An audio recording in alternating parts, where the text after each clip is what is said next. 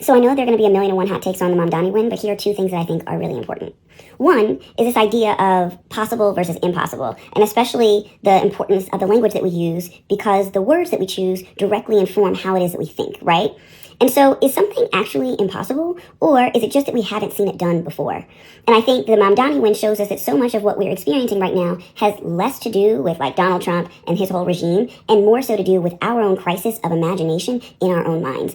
And so in a lot of ways, I think we've become jaded because we think that we've seen all that the world has to offer, when in fact, the world is just a reflection of what we've thought and thought of so far. And so this is an opportunity for us to think new thoughts. Second, this idea of community versus ecosystem, because I think that we get confused sometimes and we focus so much more on an ecosystem versus our immediate community. So, for example, like Mamdani won because his organizers and his team had developed very sincere relationships with different smaller groups and communities that exist within a broader ecosystem. And so once we understand that though ecosystems absolutely require collaboration and care, we can't actually ask more of our ecosystem than we're willing to practice inside of our own immediate communities. And so the lesson to me here is start where you are.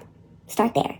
Because when we practice it in our communities, we're able to experience and feel something, and then in doing that, we're able to describe it. And when we can describe something from our communities, we're able to demand it of our ecosystems. Thought for food.